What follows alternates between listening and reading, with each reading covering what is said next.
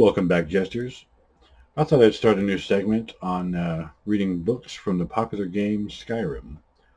And as you can see, we're going to start off with the Biography of Barenziah, Volume 1 by Stern Gameboge, Imperial Scribe. And I decided to show the books that way if you want to, you can read along if you're a visual, reader. So here we go. Late in the Second Era, a girl child, Barenziah, was born to the rulers of the Kingdom of Mournhold, in what is now the imperial province of Morrowind.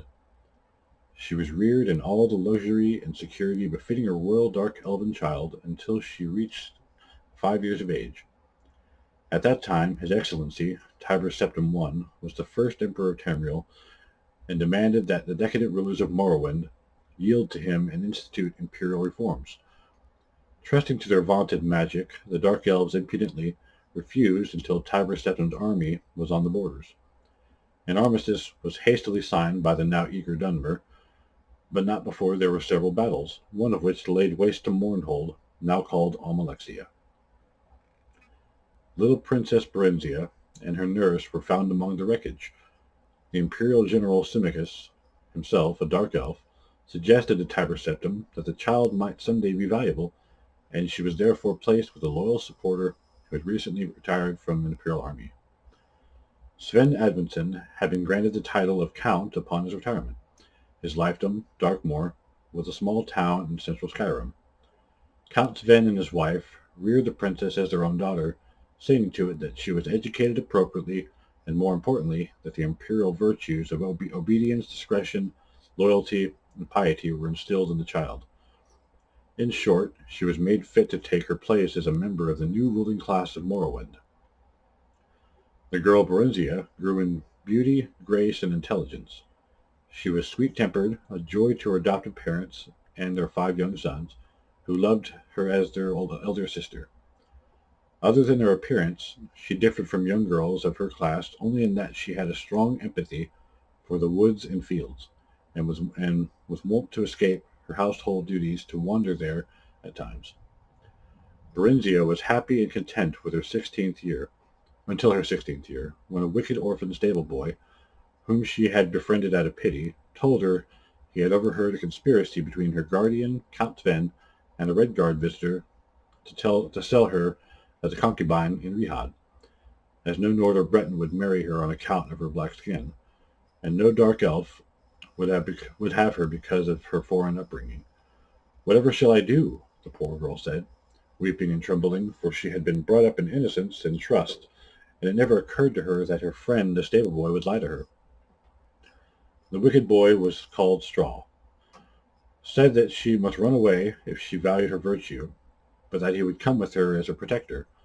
Sorrowfully, Barenziah agreed to his plan, and that very night she disguised herself as a boy, and the pair escaped to the nearby city of Whiterun.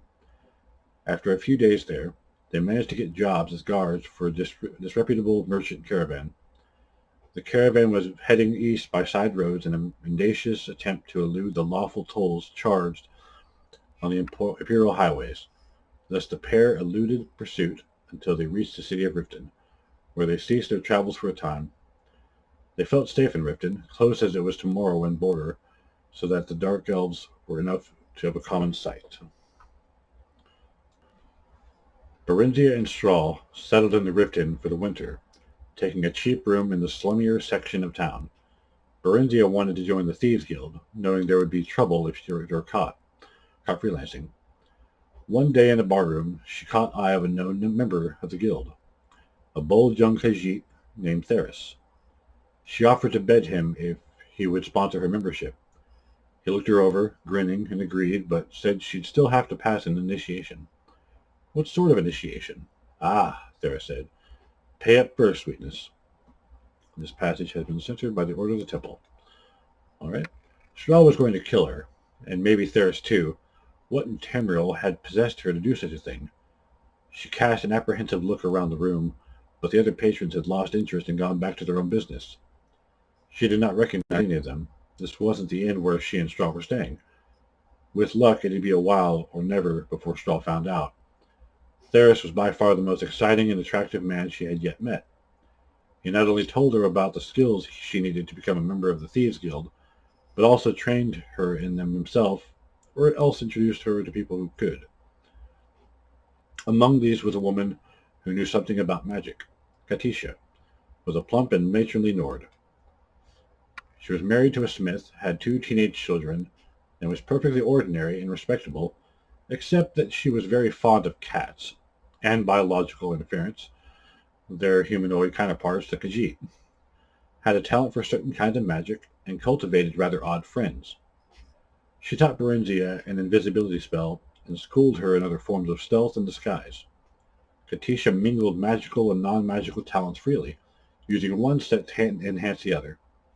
She was not a member of the Thieves Guild, but was fond of Theris in a motherly sort of way. Barenziah warmed to her as she never had toward any woman, and over the next few weeks she told Katisha all about herself. She brought Straw there too, sometimes. Straw approved of Katisha, but not of Theris.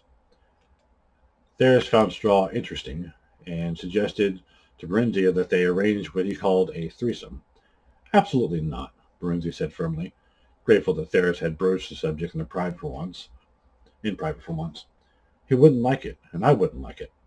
Theris smiled his charming, triangular, feline smile, and sprawled lazily on his chair, stretching his limbs and curling his tail. You might be surprised, both of you. Pairing is so boring. Barenziah answered him with a glare. Or maybe you wouldn't like it with that country bumpkin of yours, Sweetness. Would you mind if I brought along another friend? Yes, I would. If you're bored with me, you and your friend can find someone else. She was a member of the Thieves Guild now. She had passed her initiation. She found Theris useful, but not essential. Maybe she was a bit bored with him, too. She talked to Katisha about her problems with men, or what she thought of as her problems with men.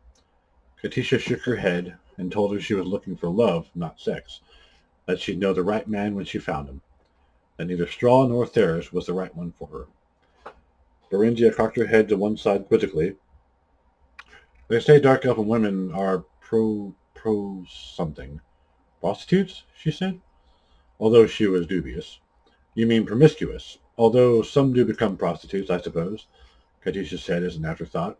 Elves are promiscuous when they're young, but you'll grow out of it. Perhaps you're beginning to already, she added hopefully. She, like Barenziah, had grown to be quite fond of her. You ought to meet some nice elven boys, though. If you go on keeping company with Khajiits and humans, and what have you, you'll find yourself pregnant in next to no time. Barenziah smiled involuntarily at that thought.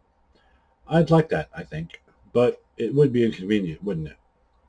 Babies are a lot of trouble, and I don't even have my own house yet. How old are you, Barry? 17? Well, you've a year or two yet before you're fertile, unless you're very unlucky. Elves don't have children readily with other elves after that. Even so, you'll be all right with if you stick with them. Barenziah remembered something else. Straw wants to buy a farm and marry me. Is that what you want? No, not yet. Maybe someday. Yes, someday. But not if I can't be queen. And not just any queen. The Queen of Mournhold. She said this determinedly, almost stubbornly, as if to drown out any doubt. Katisha chose to ignore this last comment. She was amused at the girl's hyperactive imagination, took it as a sign of a well-functioning mind. I think Straw will be a very old man before someday comes, Barry. Elves lived for a very long time. Katisha's face briefly wore the envious, wistful look humans got when contemplating the 1,000-year lifespan elves had been granted by the gods. True, few ever actually lived that long, as disease and violence took their respective tolls. But they could, excuse me, and one or two of them actually did. I like old men too, Barry said. Katisha laughed. Barenziah fidgeted impatiently while Theris sorted through the papers on the desk. He was being meticulous and methodical, carefully replacing everything just as he had found it. They'd broken into a nobleman's household, leaving Straw to hover outside as a lookout. Excuse me. Oh. Theris had said it was a simple job, but very hush-hush. He hadn't even wanted to bring any other guild members along. He said he knew he could trust Barry and Straw, but no one else. Tell me, what are you looking for, and I'll find it, Barry whispered urgently. Theris' night sight wasn't as good as hers, and he didn't want her to magic up even a small orb of light. She had never been in such a luxurious place, not even the Darkmoor castle of Count Sven and Lady Inga, where she had spent her childhood, compared to it. She'd gaze around in wonder as they made their way through the ornately decorated and hugely echoing downstairs rooms. But Theris didn't seem interested in anything but the desk and the small book-lined study on the upper floor. "Sst!" he hissed angrily. "Someone's coming," Barry said in a moment before the door opened and two dark figures stepped into the room. Theris gave her a violent shove toward them and sprang to the window. Barenziah's muscles went rigid. She couldn't move or even speak. She watched helplessly as one of the figures, the smaller one, leaped after Theris. They were too quick. There were two quick, silent stabs of blue light. Then Theris folded up over into a still heap. Outside the study, the house had come alive with hastening footsteps and voices calling out in alarm and the clank of armor hurriedly put on. The bigger man, a dark elf, by the looks of him, half lifted, half dragged Theris to the door and thrust him into the waiting arms of another elf. A jerk of the first elf's head sent his smaller blue-robed companion after them. Then he sauntered over to inspect Barenziah, who was once again able to move, although her head throbbed maddeningly when she tried to. "Open your shirt, Barenziah," the elf said. Barenziah gawked at him and clutched it closed. "You're a girl, aren't you, Barry?" he said softly. "You should have stopped dressing as a boy months ago, you know. You were only drawing attention to yourself, and calling yourself Barry. Is your friend Straw too stupid to remember anything else?" "It's a common elven name," Barenziah defended. The man shook his head sadly. "Not among dark elves, it isn't, my dear. But you wouldn't know much about dark elves, would you? I regret that, but it couldn't be helped. No matter, I shall try to remedy it." "Who are you?" Barenziah demanded. "Aye, so much for fame." The man shrugged, smiling wryly. "I am Symmachus, milady, Barenziah, General Symmachus of his awesome and terrible majesty Tiber Septim First Imperial Army. And I must say it's a merry chase you've led me throughout Tamriel. Or this part of it, anyway.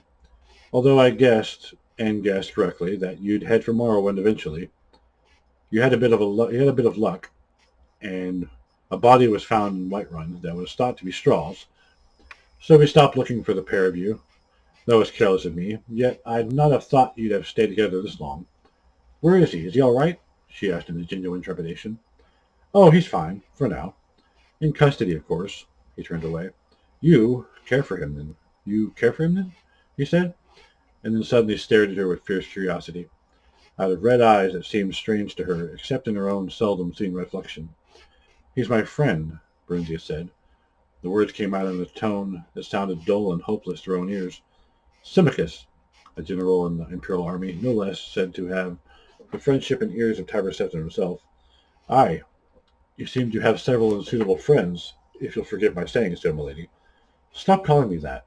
She was irritated at the general's seeming sarcasm, but he only smiled. As they talked, the bustle and flurry in the house died away. Although she could still hear people, presumably the residents, whispering together not far off. The tall elf pursed himself in a corner of the desk. He seemed quite relaxed and prepared to stay a while. Then it occurred to her. Several unsuitable friends, had he said. This man knew all about her, or seemed to know enough anyway, which amounted to the same thing. What's going to happen to them? To me? Ah, as you know, this house belongs to the commander of the Imperial troops in this area, which means to say that it belongs to me. Barenziah gasped, and Symmachus looked up sharply. What, you didn't know? Tch. Why, you are rash, milady, even for 17. You must always know what it is you do or get yourself into. But the guild wouldn't have... Barenziah was trembling. The Thieves' Guild would never have attempted a mission that crossed Imperial policy. No one dared oppose Tiber Septim, at least no one she knew of. Someone at the guild had bungled, badly, and now she was going to pay for it. I dare say it's unlikely that Theris had guild approval for this. In fact, I wonder... Symmachus examined the desk carefully, pulling out drawers. He selected one, placed it on top of the desk, and removed the false bottom. There was a folded sheet of parchment inside. It seemed to be a map of some sort. Barenziah edged closer. Symmachus held it away from her, laughing. Fresh indeed. He glanced it over, then folded it and replaced it. You advised me a moment ago to seek after knowledge. So I did. Suddenly he seemed to be in a high good humor. We must be going, my dear lady. He shepherded her to the door, down the stairs, and out into the night air. No one was about. Barenziah's eyes darted toward the shadows. She wondered if she could outrun him, or elude him somehow. You're not thinking of attempting to escape, are you? Aye. Don't you want to hear first what my plans for you are? She thought that he sounded a bit hurt. Now that you mention it, yes. Perhaps you'd rather hear about your friends first. No. He looked gratified at this. It was evidently the answer he wanted, thought Barenziah, but it was also the truth. While she was concerned for her friends, especially Straw, she was far more concerned for herself. You will take your place as rightful queen of Mournhold. Symmachus explained that this had been his and Tiber Septim's plan for her all along. That Mournhold, which had been under military rule for the dozen or so years since she had been away, was gradually to be returned to civilian government, under the Empire's guidance, of course, and as part of the imperial province of Morrowind. But why was I sent to Darkmoor? Barenziah asked, hardly believing anything she had just been told. For safekeeping, naturally. Why did you run away? Barenziah shrugged. I saw no reason to stay. I should have been told. You would have been by now. I had in fact sent for you to be removed from the imperial city to spend some time as part of the emperor's household. But of course, you had, shall we say, absconded by then. As for your destiny, it should be, and should have been, quite obvious to you. Tiber Septim does not keep those he has no use for. And what else could you be that would be of use to him? I know nothing of him, nor for that matter of you. Then know this. Tiber Septim rewards friends and foes alike, according to their deserts. Barenziah chewed on that for a few moments. Straw has deserved well of me, and has never done anyone harm. He is not a member of the Thieves' Guild. He came along to protect me. He earns our keep by running errands. And he... Symmachus waved her impatiently to silence. Aye, I know all about Straw, he said, and about Theris. He stared at her intently. So, what would you do? Oh, excuse me, I need to take a sip of drink. My mouth and throat are getting dry. All right. She took a deep breath. Straw wants a little farm. If I'm to be rich, then I would like for one to be given to him. Very well. He seemed astonished at this, and then pleased.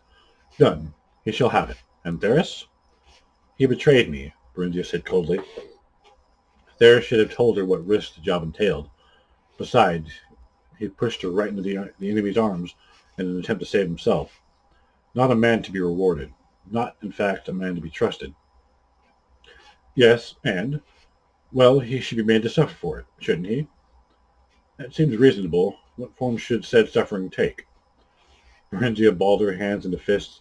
She would have liked to beat and claw at the Khajiit herself, but considering the turn of events had taken, that didn't seem quite very queenly. A whipping. Would 20 stripes be too many, do you think? I don't want to do him any permanent injury, you understand. Just teach him a lesson. Aye, of course. Symmachus grinned at this. Then his features suddenly set and became serious. It shall be done, your highness, my lady, Queen Barenziah of Mournhold. Then he bowed to her, a sweeping, courtly, ridiculously wonderful bow. Barenziah's heart leaped. She spent 2 days at Symmachus's apartment, during which she was kept very busy. There was a dark elven woman named Dreliane, who saw to her needs, although she did not exactly seem a servant since she took her meals with them, nor did she seem to be Symmachus's wife or lover. Dreliane looked amused when Barenziah asked her about it. She simply said she was the general's employee and did whatever was asked of her. With Dreliane's assistance, several fine gowns and pairs of shoes were ordered for her, plus a riding habit and boots, along with other small necessities. Barenziah was given a room to herself. Symmachus was out a great deal. She saw him at most mealtimes, but he said little about himself or what he had been doing. He was cordial and polite, quite willing to converse on most subjects, and seemed interested in anything she had to say. Julian was much the same. Barenziah found them pleasant enough, but hard to get to know. As Katisha would have put it, she felt an odd twinge of disappointment. These were the first dark elves with whom she'd associated closely. She had expected to feel comfortable with them, to feel at last that she belonged somewhere, with somebody, as part of something. Instead, she found herself yearning for her Nordic friends, Katisha and Straw. When Symmachus told her they were set out for the Imperial City on the morrow, she asked if she could say goodbye to them. Katisha? He asked. Aye. But then, I suppose I owe her something.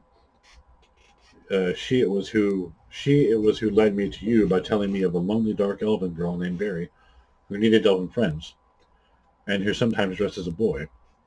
She has no association with the Thieves Guild, apparently, and no one associated with the Thieves Guild seems to know your true identity, save Theris. That is, well, I prefer that your former guild membership not be made public knowledge. Please speak of it to no one, your highness. Such a past does not become an imperial queen. No one knows about Straw and Theris, and they won't tell anyone. No, he smiled a curious little smile. No, they won't. He didn't know that Katisha knew then, but still there was something about the way he said it. Straw came to their apartment on the morning of their departure. They were left alone in the salon, although Barenziah knew that other elves were within earshot. He looked drawn and pale. They hugged one another silently for a few minutes. Straw's shoulders were shaking and tears were rolling down his cheeks, but he said nothing. Barenziah tried a smile. So we both get what we want, eh? I'm to be queen of Mournhold, and you'll be lord of your own farmstead. She took his hand, smiled at him warmly, genuinely. I'll write you, Straw, I promise. You must find a scribe so you can write me too. She shook his head sadly. When Barenziah persisted, he opened his mouth and pointed at it, making inarticulate noises. Then she realized what it was. His tongue was gone, had been cut off. Barenziah collapsed into the chair and wept noisily. But why? She demanded of Symmachus when Straw had been ushered away. Why? Symmachus shrugged. He knows too much. It could be dangerous. At least he's alive, and he won't need his tongue to raise pigs or whatever. I hate you, Barenziah screamed at him, then abruptly doubled over and vomited on the floor. She continued to revile him between intermittent bouts of nausea. He listened stolidly for some time while Julian cleaned up after her. Finally, he told her to cease or he would gag her for her journey to the Emperor. Excuse me. They stopped at Katisha's house on the way out of the city. Symmachus and Julian didn't dismount. All seemed normal, but Barenziah was frightened as she knocked on the door. Katisha answered the knock. Barenziah thanked the gods silently that at least she was all right. But she'd also obviously been weeping. In any case, she embraced Barenziah warmly. Why are you crying? Barenziah asked. For Theris, of course. You haven't heard? Oh dear, poor Theris. He's dead. Barenziah felt icy fingers creeping around her heart. He was caught stealing from the commandant's house, poor fellow. But that was so foolish of him. Oh, Barry. He was drawn and quartered this very dawn by the commandant's order. She started to sob. I went. He asked for me. It was terrible. He suffered so before he died. I'll never forget it. I looked for you in Straw, but no one knew where you'd both gone to. She glanced behind Barenziah. That's the commandant, isn't it? Symmachus? Then Katisha did a strange thing. She stopped crying and grinned. You know, the moment I saw him, I thought, this is the one for Barenziah. Katisha looked at a fold of her apron and wiped it across her eyes. I told him about you, you know. Yes, Barenziah said. I know. She took Katisha's hands in each of hers and looked at her earnestly. Katisha, I love you, but I'm going to miss you. But please don't ever tell anyone anything else about me. Ever. Swear you won't, especially not to Symmachus. And look after Straw for me. Promise me that. Katisha promised, puzzled though willing. Barry, it wasn't somehow because of me that Theris was caught, was it? I never said anything about Theris to him. She glanced over at the general. Barenziah assured her that it wasn't. that an informant had told the Emperor Guard of Theris' plans, which was probably a lie, but she could see that Katisha plainly needed some kind of comfort. Oh, I'm glad of that. If I can be glad of anything just now, I'd hate to think, but how could I have known? She leaned over and whispered in Barenziah's ear, Symmachus is very handsome, don't you think? And so charming. I wouldn't know about that, Barenziah said dryly. I haven't really thought about it. There have been other things to think about. She explained hurriedly about being queen of Mournhold and going to live in the imperial city for a while. He was looking for me, that's all. On orders from the Emperor. I was the object of a quest, nothing more than some sort of a goal. I don't think he thinks of me as a woman at all, he said. He said I didn't look like a boy, though. She she added in the face of Katisha's incredulity. Katisha knew that Barenziah evaluated every male she met in terms of sexual desirability and availability.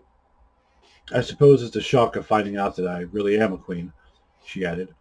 And Katisha agreed that yes, that's true. That must have been something of a shock, although one there was no likelihood of her experiencing firsthand. She smiled. Barenziah smiled with her. Then they hugged again, tearfully, for the last time. She never saw Katisha again, or Straw. The royal party left Riften by the great southern gate. Once through, Symmachus tapped her shoulder and pointed back at the portals. I thought you might want to say goodbye to Theris too, Your Highness, he said. Barenziah stared briefly but steadily at the head impaled on the spike above the gate. The birds had been at it, but the face was still recognizable. I don't think he'll hear me, although I'm quite sure he'll be pleased to know I'm fine, she said, seeming to sound light. Let's be on our way, General, shall we? Symmachus was clearly disappointed by her lack of reaction. You heard of this from your friend Katisha, I suppose. You suppose correctly. She attended the execution, Barenziah said casually, if he didn't know already. He'd find out soon enough, she was sure of that. Did she know Theris belonged to the guild? She shrugged. My bad. Everyone knew that. It's only lower-ranking members like me who are supposed to keep their membership secret. The ones higher up are well known. She turned to smile archly at him. But you must know all that, shouldn't you, General? She said sweetly. He seemed unaffected by this. So you told her who you were and whence you came, but not about the guild. The guild membership was not my secret to tell. The other was. There's a difference. Besides, Katisha is a very honest woman. Had I told her, it would have lessened me in her eyes. She was always after Theris to take up a more honest line of work. I value her good opinion. She afforded him a glacial stare. Not that it's any concern of yours, but do you know what else she thought? She also thought I'd be happier if I settled down with just one man. One of my own race. One of my own race with all the right qualities. One of my own race with all the right qualities in order to say all the right things. You, in fact. She grabbed the reins, preparatory to assuming a brisker pace, but not without sinking one final irresistible barb. Isn't it odd how wishes come true sometimes, but not in the way you want them to? Or maybe I should say, not in the way you would ever want them to. His answer so took her by surprise that she quite forgot about cantering off. Yes, very odd, he replied, and his tone matched his words exactly. Then he excused himself and fell behind. She held her head high and urged her mount onward, trying to look unimpressed. Now what was it about his response that bothered her? Not what he said, no, that wasn't it, but something about the way he said it. Something about it made her think that she, Barenziah, was one of his wishes that had come true. Unlikely as this seemed, she gave it due deliberation. He had found her at last. After months of searching, it seemed under pressure from the Emperor. No doubt... Move this camera. There we go. There we go. So his wish had come true. Yes, that must be it. But in a way, apparently, not altogether his liking. All right, we're going to pause it right there. This is the end of the chapter 3. We're going to start the 4th chapter next time. So thank you all for watching, Have a great day, jesters.